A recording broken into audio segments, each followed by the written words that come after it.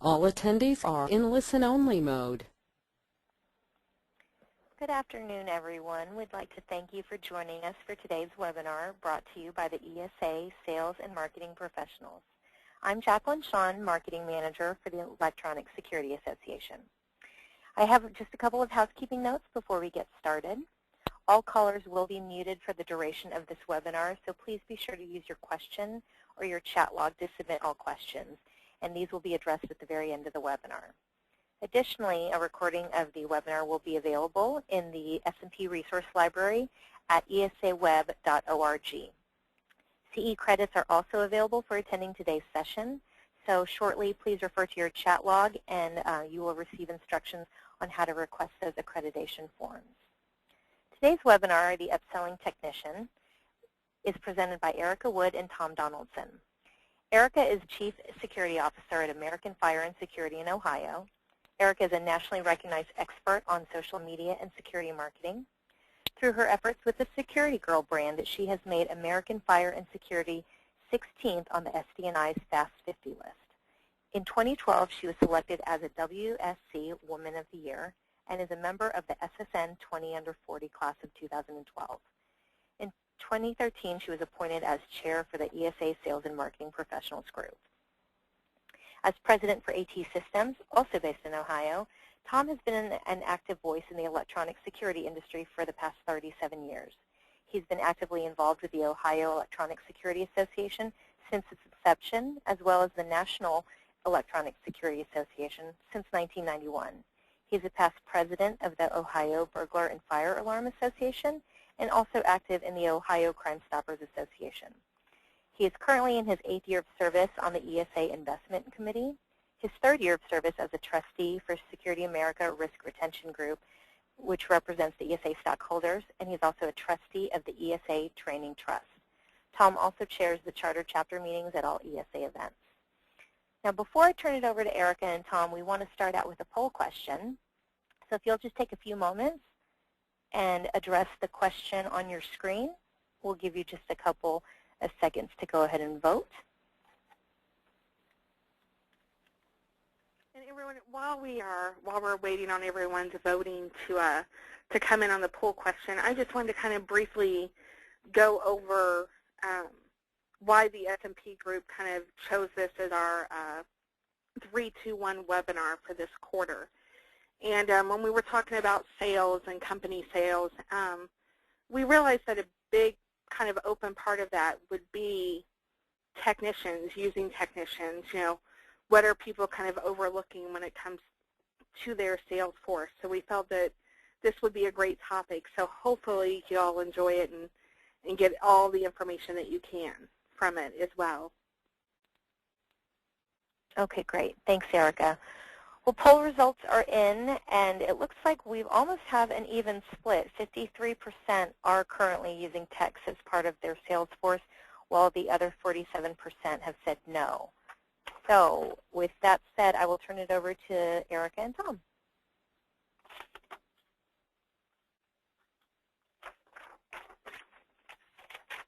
Okay, everybody, I'm Erica Wood with American Fire and Security, and I just want to thank you all for taking the time to join us today. I'm sure that everyone is super busy now that it's spring and people are kind of re-energized about all of their projects, hopefully security and safety being one of them for all of us. The first thing that I wanted to be able to discuss with you all today is the sales toolkit. Every sales company or every company has a sales toolkit that they kind of ship their sales force out with. And the very important thing to remember about the sales toolkit is even though it's called a sales even though it's called a sales toolkit, make sure that everybody in your staff knows how to utilize the sales toolkit, you know, what's going on. So make sure that they know how to use their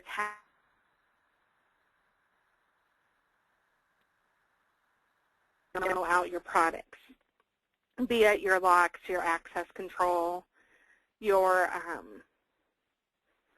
home automation type systems, whatever panel you guys use. Make sure that everyone knows how to use it. And that includes your techs, because come the end, they're the one installing it, and usually that's when the customer has questions, that they think of once it's actually being installed and on site. So make sure that they can showcase those kits, whatever it is. And it's also a great way for them to be able to upgrade. So if someone says, wouldn't it be nice if, they can actually pull out their phone or their tablet and show how easy it is to be able to do that. And also part of the kit is to make sure that pricing is known. So if the sale allows for a price sheet of a product or a like a 311 kit or whatever y'all do, make sure that your sales people as well as your technicians actually have the price sheet available. So if someone says, I'd like to add an extra motion or an extra keypad, or if they can, how much would it cost to add access onto this door? We've thought about it and we use this door more. That they can kind of look it up and give them a price. And if they need to kind of refer over to a salesperson, make sure that they have someone that they kind of work with on a regular basis, if you have more than one salesperson, so that they've got that relationship and that they're kind of ready to go and ready to kind of be able to work well with each other and easily say, oh yeah, I quoted that, this is the price, go ahead and give it to them, however it works. And make sure that if there's any contracts or other forms that need to be completed for that additional sale, make sure that your sales techs actually have one of those, be it on your mobile tablet device or an actual hard copy in their truck. So if they didn't want monitoring and now they do, that your sales tech or your service tech can actually do that now. So make sure that that's part of their kit. And the important part on these price sheets and product sheets and contracts and forms, make sure that your salespeople or your service techs are actually trained on being able to do this, how to do it. Here at our company, we actually make sure that the salespeople go out and they ride with techs on installs to know how to bid so that something isn't overlooked, missed, money lost, whatever. And we do the same thing for our service techs. They have to go out with their salespeople on certain calls if they install commercial or residential, either way, to kind of see how it works and how it goes. And it's a great way to kind of cross-train people as far as kind of opening their eyes to what needs to be known from both sides of the field. So if your company isn't doing that and they're just, the salespeople are just salespeople, the techs are just techs, make sure that you're doing some cross-training. We find that that helps us and it saves us a lot of headaches as far as setting up systems on both commercial and residential sides. The other thing that y'all need to make sure that you're able to do is to empower your technicians.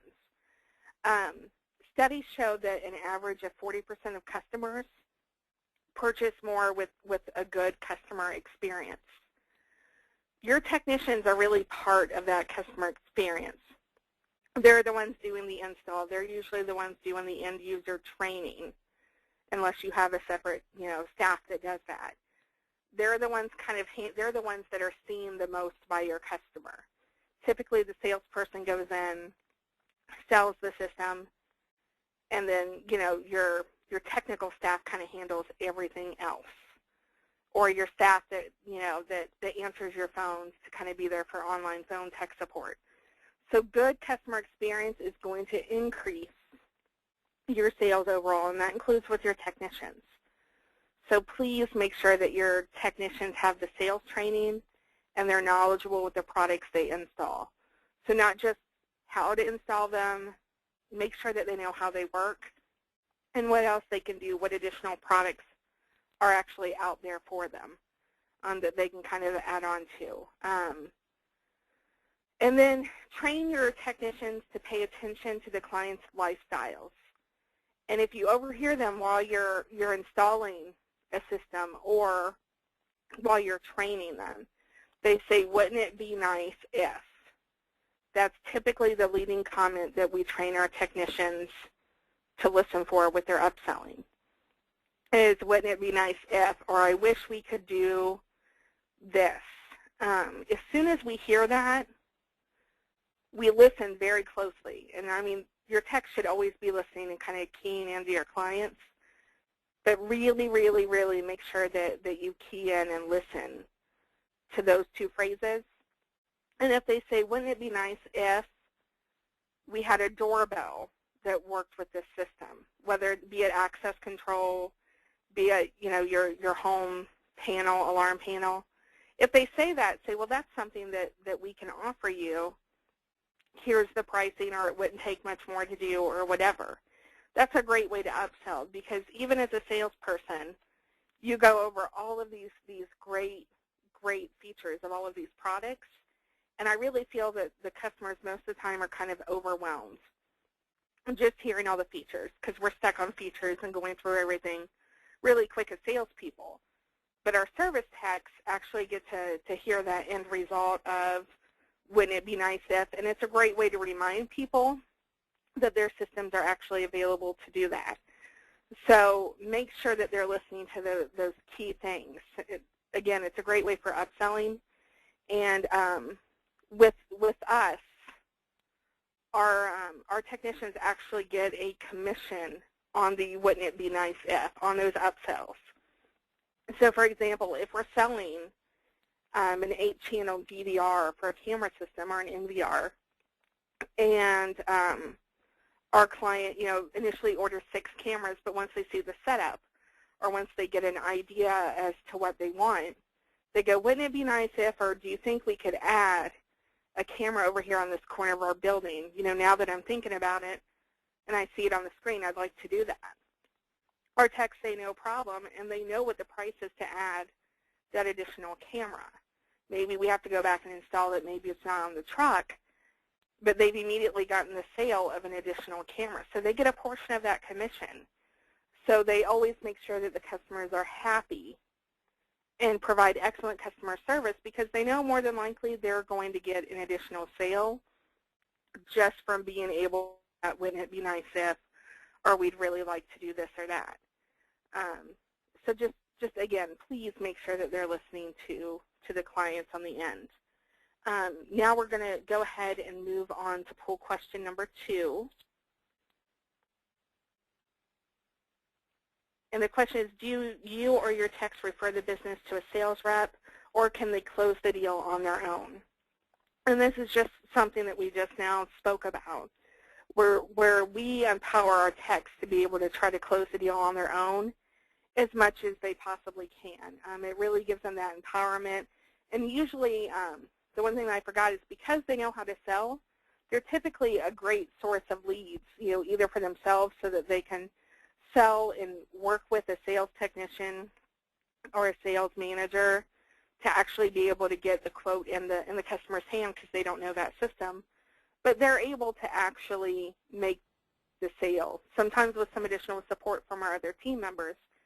But it works beautifully for them to be able to be empowered to go out and maybe find their next job, find their next install on their own, that it's something that they don't have to worry about. So it's a great way to add on to your sales force without really having another salesperson in-house as well. Okay, the poll results are in, and it looks like we're not far off from the first poll question. 59% refer to a sales rep, 41% are able to close on their own.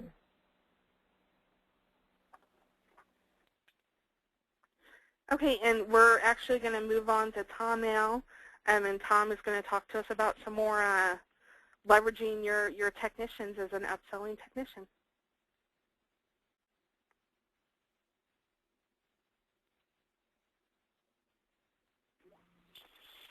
Hello, everybody. My name is Tom Donaldson, and let's turn around and help with on some of this. The amount of time I've been in business has given me a fairly good perspective to the thought processes that you need to take into consideration when using text for this purpose. One of them in the first topic is some texts sell and some do not. That really is more about your awareness of your people as you look at your people on a day-to-day basis, there are some that have a natural gift of gab. They have a confidence level that allows them to speak easily and comfortably with people. And you have others that are technicians. They're more comfortable solving the problem, not being bothered by talking to people, taking care of exactly what they need to take care of, and then moving on to the next job. If you push those types of techs to become salespeople, you may find that you're in a position where you are about to lose an excellent technician. It's a great thing to want to have all of your people in a marketing frame of mind, but you have to be practical with personality types. Not everybody in the general public can be a salesperson. It's true that all of us sell every day. Even the people who think that they're no good at it are definitely out there selling in one way or another. But if they have a great deal of discomfort with it, it's like taking a person who is afraid of heights up to the top of a tall building and saying, don't worry, you have nothing to be concerned about. Their anxiety is going to come true, and the more you push at that particular anxiety, the worse it's going to be for them. So be careful in your choice of the techs that you want to groom for selling. Now, if a tech that you didn't pick approaches you and says, you know, I'd really like to do this too, well, then that's something that you can take under advisement at that time. You can evaluate what the person can and cannot do. But if they're approaching you as opposed to you pushing them, it's much, much better and a positive way for you to have success with that person actually becoming a fairly good salesperson for your company. The thought process of how can you train a salesperson to recognize a sales opportunity. Well, I think you'd be quite amazed if you were able to be a little fly on the wall at watching your salespeople at how often they miss a sales opportunity. They're so busy making a presentation, they're so busy talking all the time that they miss when the sales opportunity happens. In our company, we have a thing that we use as a little type of a token when we're trying to get a thought process across to people and not want to say a whole lot about it. We just say red keypad. Now, that came about from the fact that we were out and selling, and I was there with a really good salesperson, and along with that salesperson, I was pushing as well early on in our career. And we walked in and found out that they had had 5 other companies in. And we started right into our spiel. We got in there and we presented and we presented and we presented and we presented and we presented. And when we got done talking, after about 45 minutes, we finally got around to asking questions. And the question at that point in time that was asked was, so what do you think about the product? Do you have any specific questions? The lady of the house said, does this part where you turn it on and off, do you have that in red?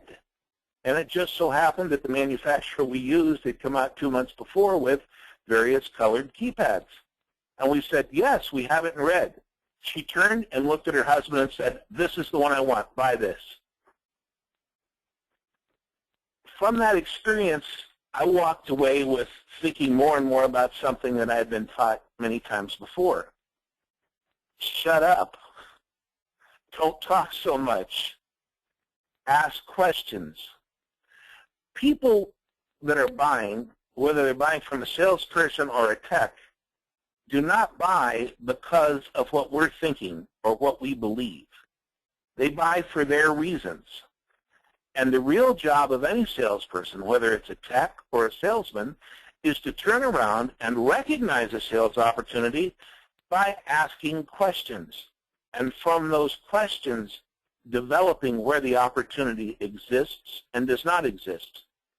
So as you train a tech to recognize a sales opportunity, I would train them to ask questions.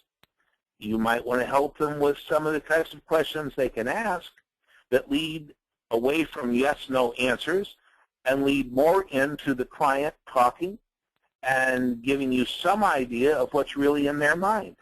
Because as you do that, you will actually develop sales opportunities right in front of your eyes.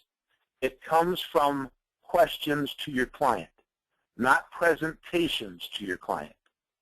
Now, I've had over 25 years of dealing with it in that way, and I can tell you our sales went up exponentially when we turned around and started actually asking questions instead of giving presentations.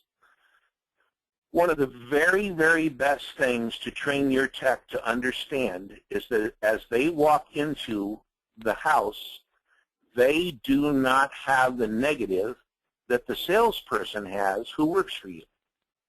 I mean, it's a very common thing that when you ask people about a salesperson, hey, what do you think about salespeople? And one of the first things that pops into mind is used cars. There are a lot of negatives attached to salespeople that the technician doesn't have to deal with. He's not there to sell anyone anything. He's there to help solve problems.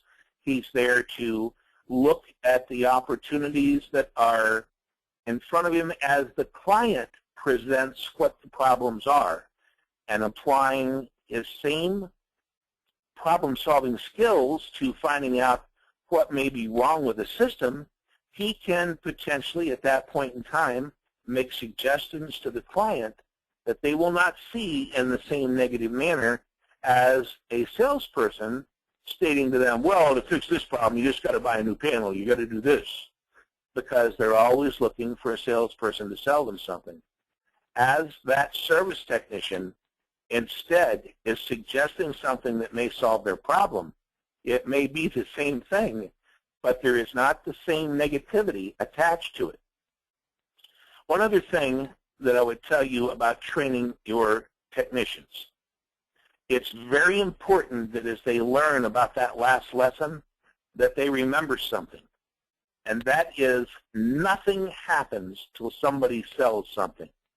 Without salespeople in this world, everybody might think it would be a better place, but the techs would not have a job.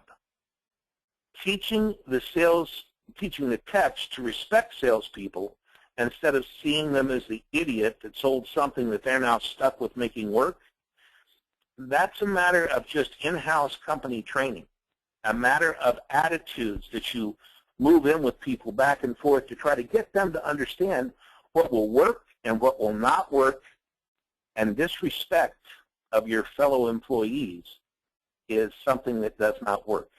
If you can't resolve that any other way, then I would suggest you remove people and get new people in. You have to have respect going both ways. When a salesperson thinks he's too good for a tech, well, there's another place that I would make adjustments in my company. That's a decision for all of you that you have to make in your own companies. Because while we're on these webinars giving you all this fantastic, wonderful knowledge and advice, I would always tell you to remember exactly how much you paid for this. And that's exactly how much all of this advice is worth, unless you choose to find something that struck your fancy and apply it within your company. So, in ways to help train a tech to recognize a sales opportunity, my counsel would be teach them to ask questions, open-ended questions that allow the client to tell them what's going on. Okay, moving past that. The next one is pitfalls of techs, getting commissions, and how your salespeople view it. Now, this will vary depending upon the mix of your actual types of sales. If you're talking big commercial jobs where a salesperson may have been working on an account for months and he finally gets it closed, And then your technician goes in, and after the salesperson's done all that work, well, the tech's right in there, and sure, it's easy for him to sell. He's in there while the sale's already been made, and add-ons get very, very easy after they've committed to you. That can really cause disgruntlement with a salesperson, and you have to kind of take that in. Now, if you look at the way that a lot of the fast sales go in the residential market, it kind of works in the opposite direction.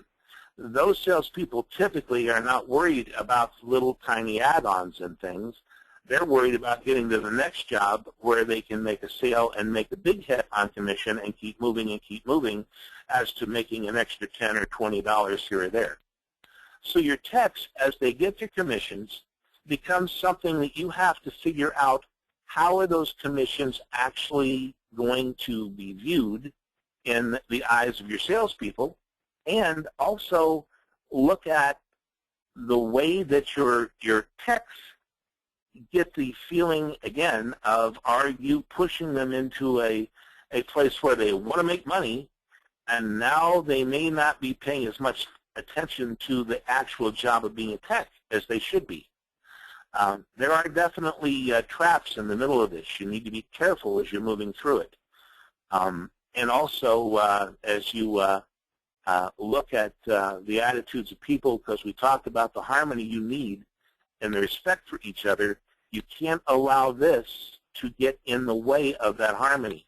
You need to have them working together, and that means you need to address it up front with the techs and with the salespeople that are involved in this. I wouldn't bring in every tech. If your techs that definitely just don't have that talent to sell, why involve them in the middle of that type of a mess? If anything, they'll just see it as just another drag in the middle of their day that they've got to put up with. Don't do it. You're just wasting their time. Just get with the techs that are going to follow through on this commissions thing and your salespeople and have an open discussion. If you have an absolute way that you know you want it to work, and that's the way it's going to work, because let's face it, many of the owners of companies out there don't give a darn one way or the other what their people think. They're setting out the way it is, and that's the way it's going to be. Their way or the highway. Whatever your style of management is, get in front of it. Get up there and talk about it, or get up there and state this is the way it is, and there's the door if you don't like it. But don't let them suddenly start going after each other on who's upset about it. A salesperson saying, hey, you took my commission, can really lead to a bunch of bad feelings. Okay, next item, quotas that you want to take a look at for techs to hit in sales. Again, there's definite things you got to look at in this. There are a great many companies out there in other service industries who set these quotas. And now you've got techs out there who realize that they have to make a certain amount in sales. And at times, a tech on a job site can create quite a bit of things that you turn around and look at and push for that possibly are something that could be fixed rather easily, as opposed to selling something new. The risk you have there is, as a tech is trying to push for a sale, that lacking the necessary skill set, they can push so hard that you push your client away, and they start getting bids on the work. As a tech is suggesting a new panel because they're pushing to fill a quota, as opposed to finding out from the client what they want. As they're pushing to fill that quota, they can push your client right into the hands of one of your competitors. Again, you have to look at, if you're going to set quotas, how hard are you going to be on making those quotas be there for your techs? If you want quotas, why? I mean, about the only way that a person can handle a quota is if they're going to buy it themselves. I don't care if they're a salesperson or a tech. I mean, I used to sit in meetings for salespeople, and it would start out like, okay, guys, here we go. All right, what are we going to sell this week? And you'd turn around, and, you know, if somebody said 8,000, the next one say, I'm going to do 10, boss. Somebody said, I'm going to do 12. Someone said, I'm only going to do 3, everybody look bad at them. However, at the end of the week, when you looked at what actually came in, they were way off. Our clients buy when they're ready to buy, not when we set a quota for our salespeople to hit. Now, you can say, well, we're just pushing them or otherwise they'll get lazy. My attitude would be, if they're providing you with good sales, and in this case, good technician skills, then take it as it comes in and see it as a bonus. Don't push a good tech so hard by getting a quota hung over his head that he's feeling a pressure that he isn't really used to feeling. And on that, let me stop and take a breath and see if I can hand it back over to Jacqueline for a minute. Okay, thanks, Tom. I do have a couple of questions that I think have come in, and perhaps we'll go ahead and address those before continuing on.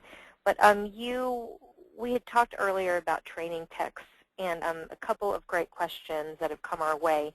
If you have any recommendations, could you provide a couple examples or tools that you use or recommend to help train your techs? That's question 1, and I'll have a follow-up question for that.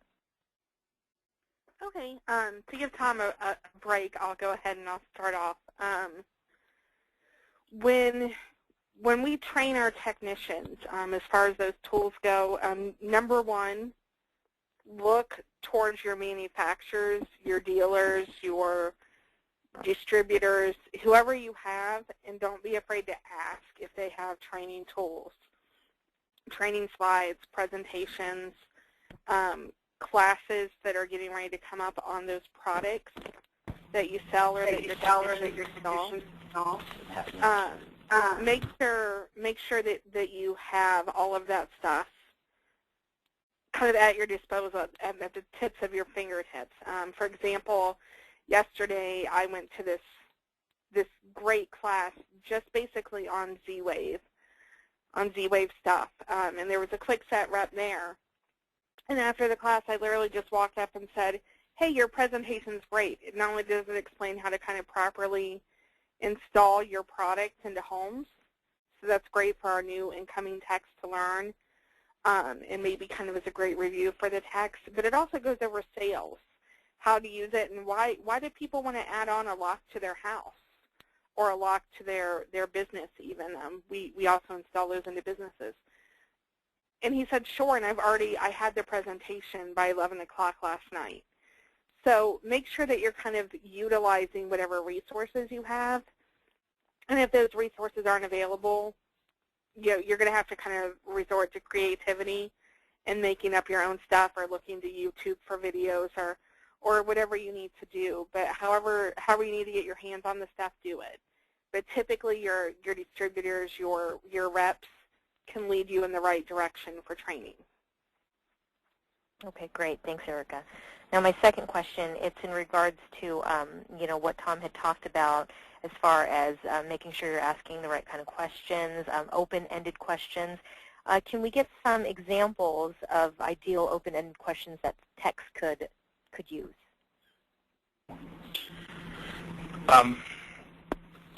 Yes, I would highly recommend that that you want to be asking about or working with your salespeople and your technicians on are questions that are, I don't want to say box questions. It's like work on them so much with those questions that they have them written down. They can even, they can put them right inside of whatever they are currently using for their paperwork to just go over questions. But eventually you want them to have them memorized so they go through them. A question as you're walking into an existing sale that has a technical problem, you look at it and say, I think I understand what's wrong here. By the way, have you had problems with any other part of your system? Is there anything that you are not 100% pleased with? And if they say no, you have put yourself in the middle of that type of a question that just gets answered and it's done. But if you turn instead and say, I think I see the problem and I can start to address that, Can you tell me, other than this problem, how have you been enjoying the system? And let the client begin to answer from there. Again, open-ended questions are about avoiding the yes-no answer. And the best way for you to develop open-end questions is this. Get with your own staff or your friend, your significant other, spouse, whoever, and discuss with them the questions and ask them to answer them. And if they're able to answer it yes or no, scratch the question and rephrase the question. The best way to come up with open-ended questions is actually to ask them to someone, as opposed to, hey, here's the one you should always ask. Questions are, just out there by the tens of thousands. Use a little bit of creativity, and the more you get the person to talk, the more you say, that's a great open-ended question. So hopefully I'm answering that one from there. Excuse me. And if I could go back just a second. The question about the sales tools. We kind of did a little bit of a different thing with our salespeople. We stopped taking in every type of presentation thing that there was. We didn't even encourage them to go in with business cards. Rather, if somebody asked for it, we trained them to go, I'm sorry, hey, tell you what, you got a piece of paper there? Here, let me give that to you so you can write it down. Now, that may sound stupid, but what we found by practicing at this was people actually remembered our names and our phone number better, because as a brilliant man by the name of Earl Nightingale used to say, something magical happens when you write something down. And it is. Something in our brain connects. It goes through. You write it yourself. As opposed to a business card that people can't find, it goes in the trash. They put it into a book someplace where they'll look for it and go, what was that guy's name? Geez, I know it's got to be in here someplace. I don't know. And it just got lost in Rolodexes and everything else. Now, with the newer types of technology out, we are changing that a little bit. We're doing more things where, we're having people get things on their smartphones and get it out. Tablets are certainly something that are much more in use. And right now, in my own company, we've been experimenting with it for about 1.5 years, but we are very close now to the fact that all of our techs are going to be doing all of their paperwork on a tablet that will go immediately to accounting before they ever leave the site. And thus, signatures that aren't filled out, dates that aren't filled out, phone numbers that are not filled out, all of those various things we'll know about within seconds, as opposed to 3 days later when we're driving our accounting people nuts.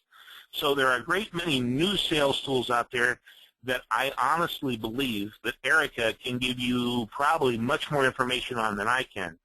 But in actual sales, please keep this in mind.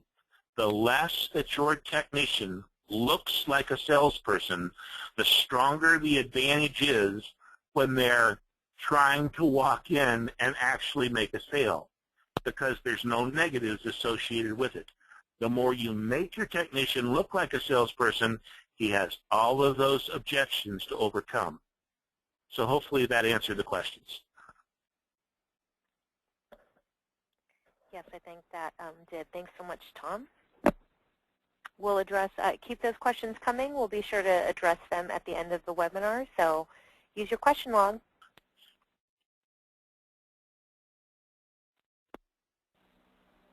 Okay, Tom, are you ready to go ahead and move on to the next slide? It's fine. Okay.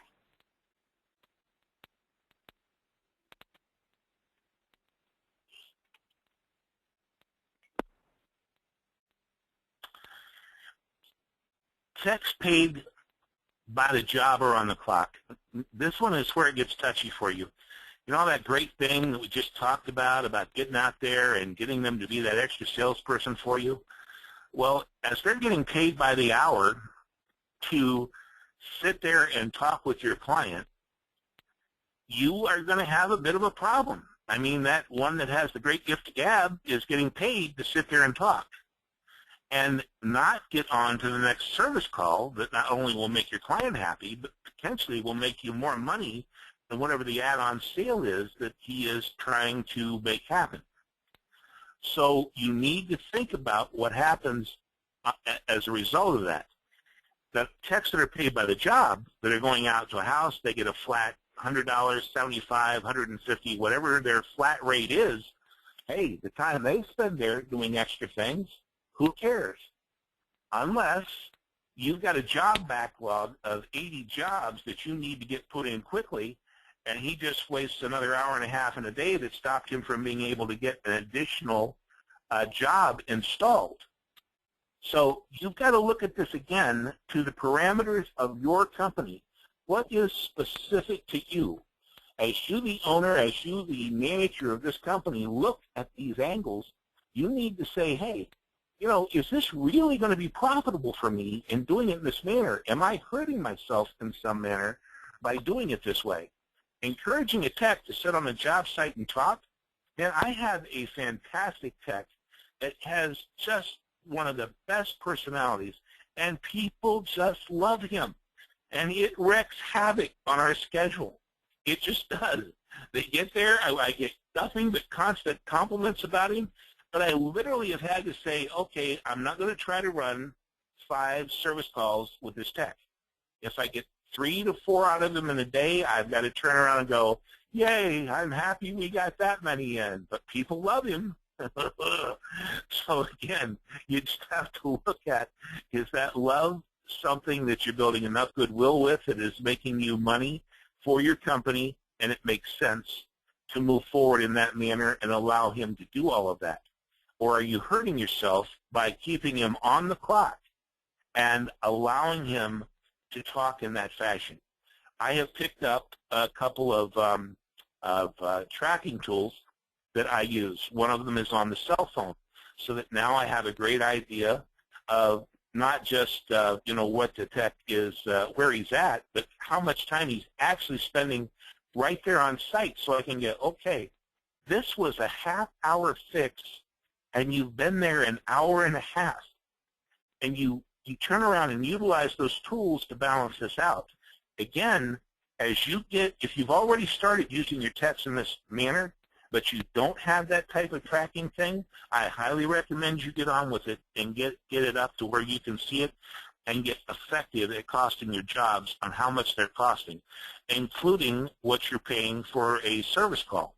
Because if he's on the job site for an hour and a half and you bill your client for an hour and a half's worth of work that should have been just a single hour of work, you're going to start to get some disgruntled clients.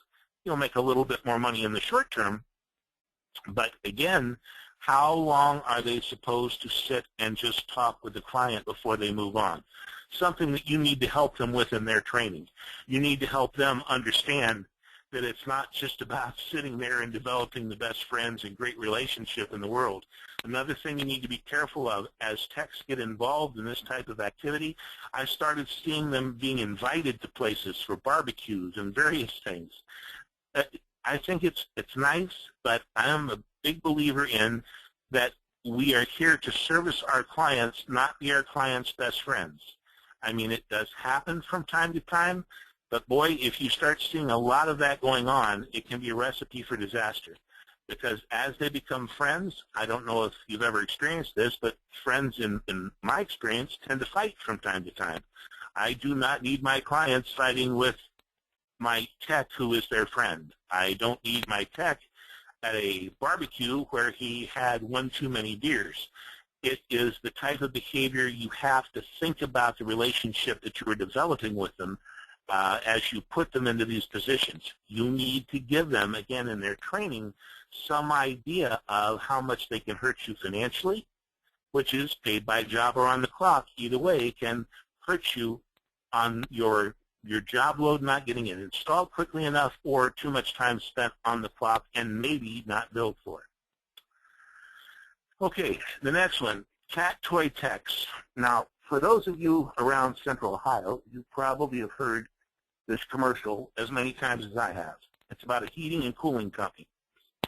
And it is about a family who calls out a HVAC company to take a look at their furnace for a second opinion because the people who were there up front and said, oh my God, this is so dangerous, it'll explode on you, you have to replace your furnace, wanted to get a second quote.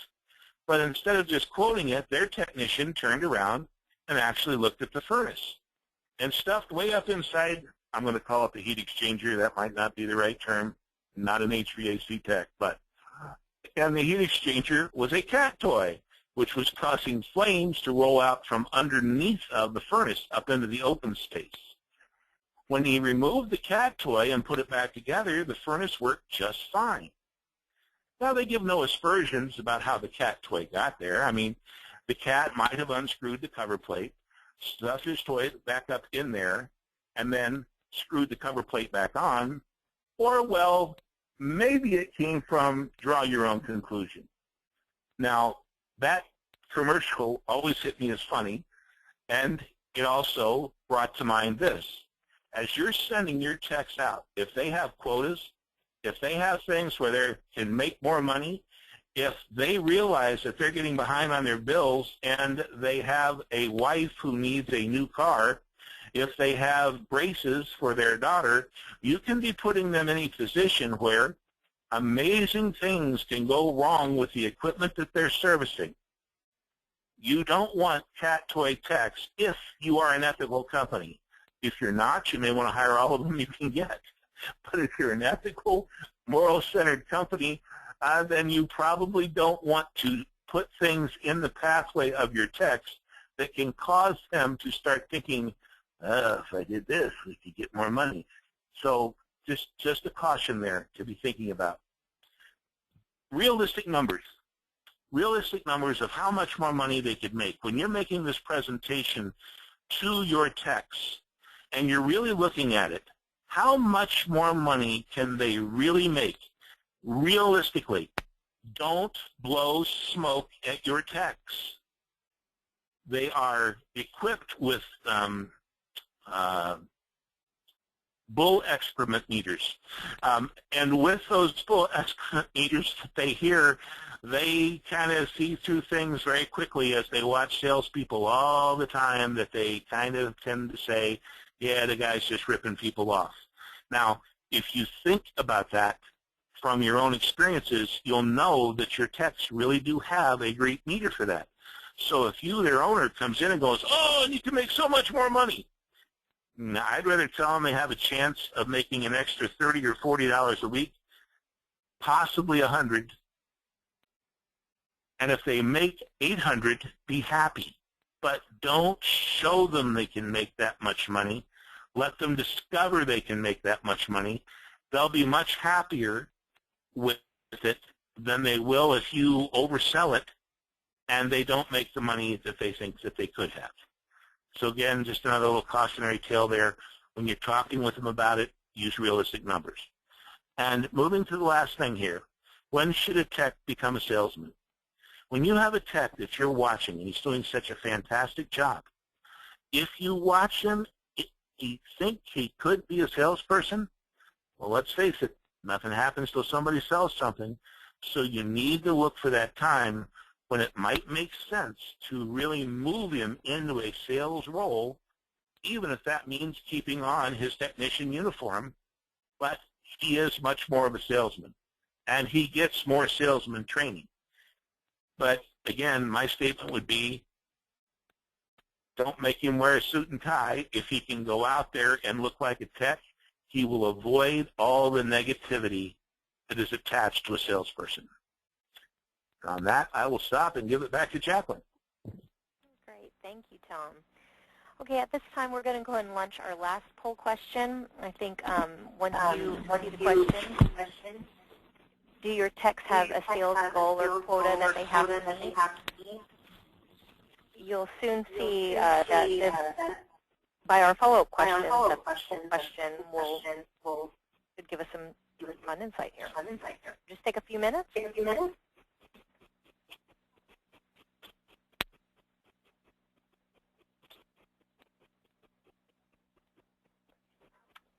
Okay.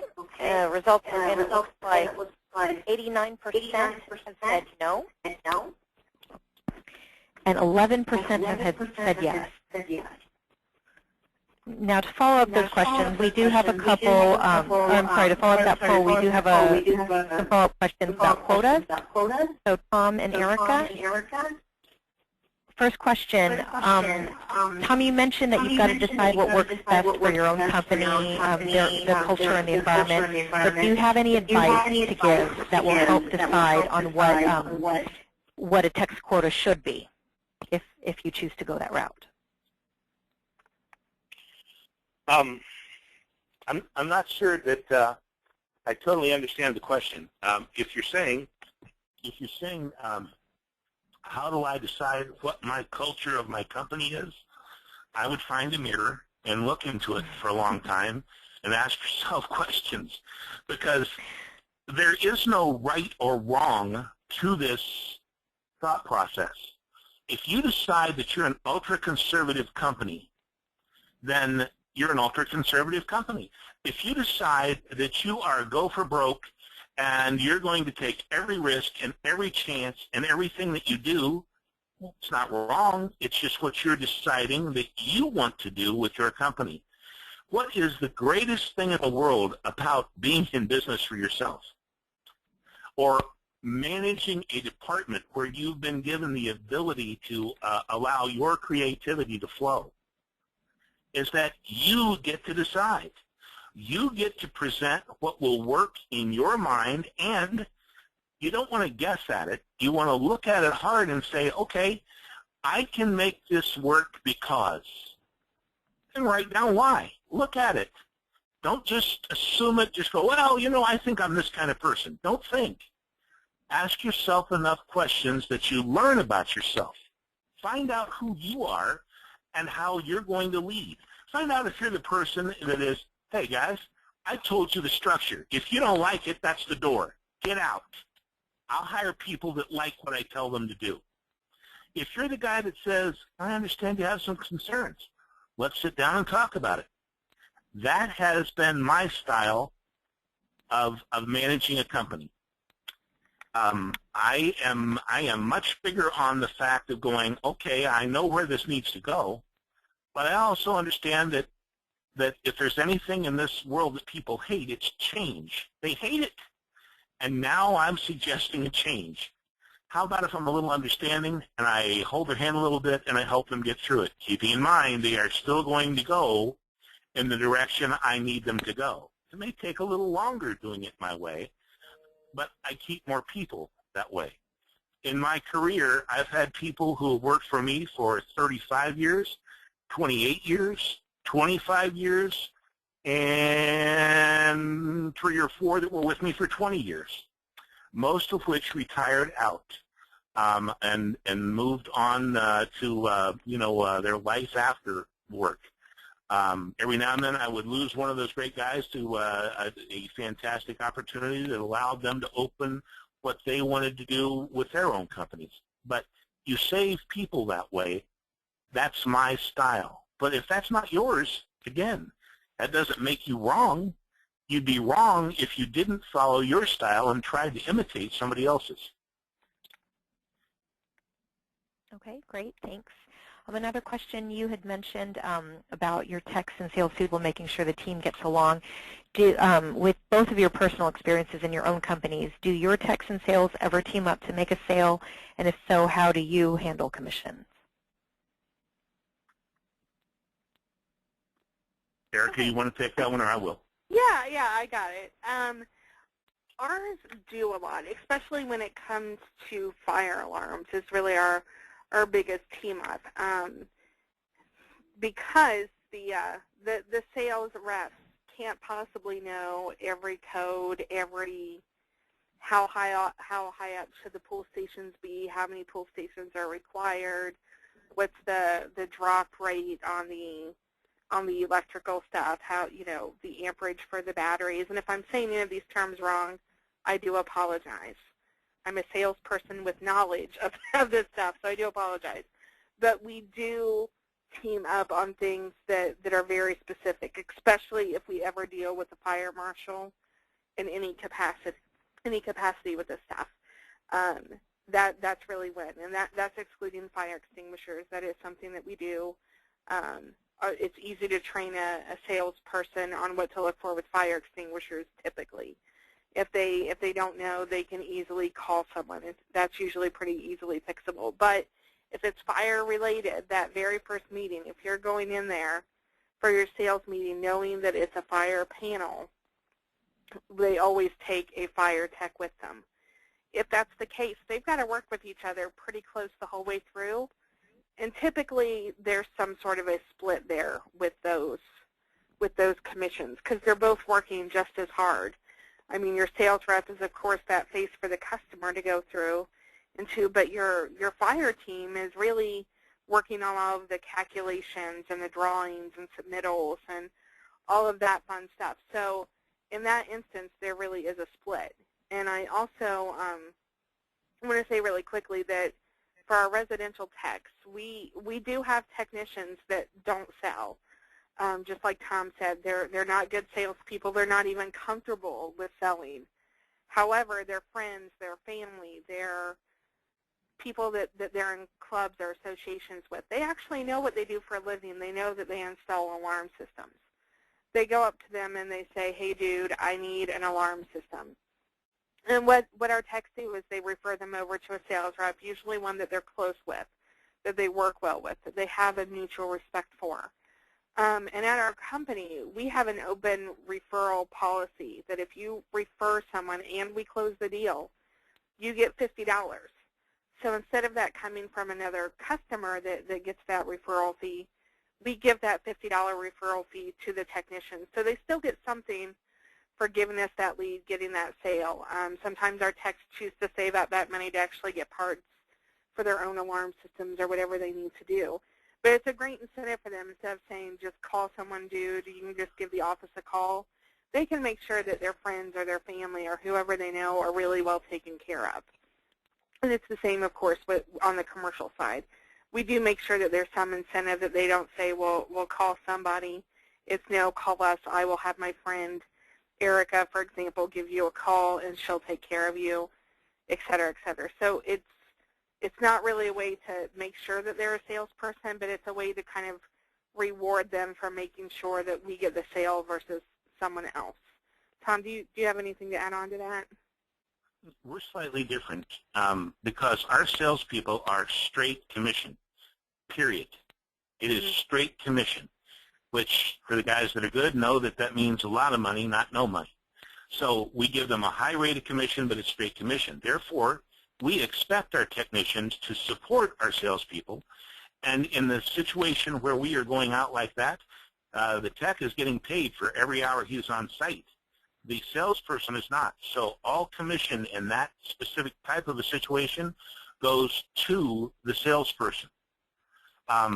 Now, the only time that is different would be if the salesperson was totally inadequate for the job, at which time we may not send the guy at all. So I'd like to say 99% of the time in that situation, our salespeople get 100% of the commission for that, and we expect the techs to support them. And Jacqueline, I think it's your call. We're about out of time. We are about out of time. Thank you so much. That was a great answer for that last question. And it looks like that was our last question that has come through. So thank you again, Erica and Tom. We appreciate that informative content. I'd like to remind everyone that a recording of this webinar will be available, as well as the copy of the PowerPoint in the S&P Resource Library. So again, please refer to the chat log for that URL to be able to access that. In addition, if you would like to request CE accreditation forms for today's session, please shoot me an email, and I'd be happy to fulfill those.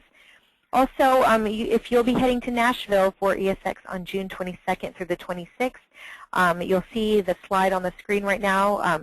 Lots of great sales and marketing tracks in store. Please feel free to go to www.esxweb.com to learn more about these tracks and to register as well as get involved with the ESA professional groups.